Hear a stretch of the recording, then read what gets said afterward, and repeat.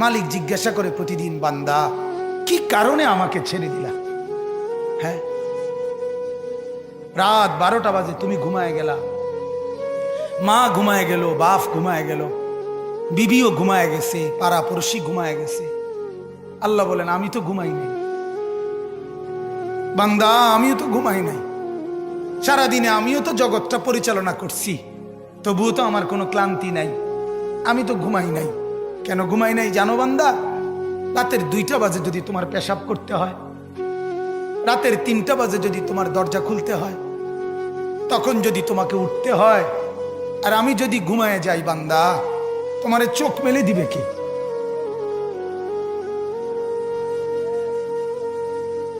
এই বাপ, চোখ মেলে দিবে কে?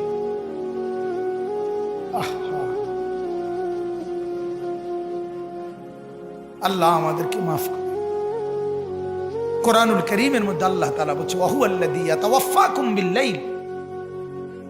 কোরআনে আল্লাহ বলে, বান্দা শোনো, প্রত্যেকটা মানুষকে রাত গভীরে যে ঘুম আমি দেই, সেটা ঘুম না, আমি ওয়াফাত দেই, আমি মূলত মৃত্যু দিয়ে দেই।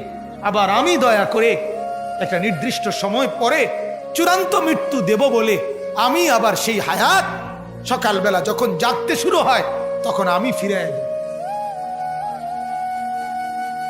ফিরিয়ে দেয় আল্লাহ। এমনও মানুষ আছে পৃথিবীতে, রাত্রিবেলা ঘুমাইছিল ভালো মানুষ, সকালবেলা আর জাগে নাই। আমার একজন দূরসম্পর্কীয় চাচা আছে, প্রফেসর ছিলেন, ভালো মানুষ ছিলেন, রাত্রিবেলা জলজ্জান্ত মানুষ ঘুমাইছে, সকালবেলা আর দরজা খুলে দেখছে ওই মানুষটা জীবিত ছিল না, মারা গেছে। হতে পারে না? হতে পারে কিনা বলেন না?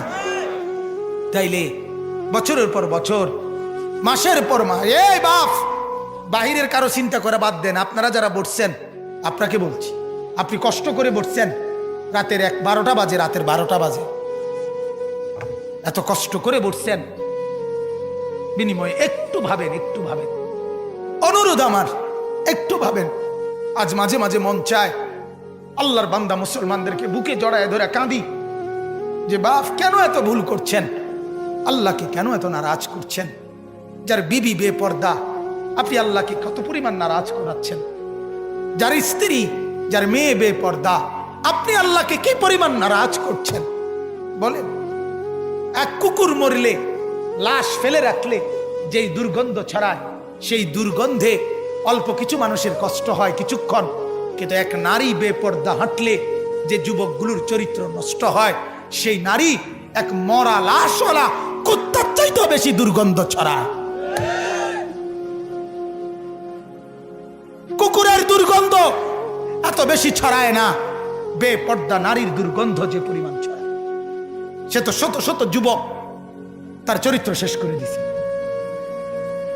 এই সিনেমার নায়িকা নর্তকীরা উলঙ্গ আর ছবি আর বিবস্ত্র ছবি আর নাচ গানের এই ফুর্তি দেখিয়ে এরা হাজারো যুবকের চরিত্র গঠন করে না নষ্ট করে? কথা বলেন না কেন? এজন্য আমার শায়েখ আল্লামা মুফতি মুশতাকুন নবী সাহেব বলে, হাজারো মানুষের জীবন নষ্ট করে যে, এজন্য তার জীবনে কখনো সুখ ধরা দেয় না। এজন্য এই পৃথিবীর জরিফ এটা, আপনি জরিফ চালায়া দেখেন, যত সিনেমার নায়ক নায়িকা, এদের জীবনের মতো দুঃখী জীবন, ব্যক্তি জীবনের মতো কষ্টের জীবন আর কারো নাই। আপনি খবর লাগান, আপনি খবর লাগান, এদের মতো লাঞ্ছনা।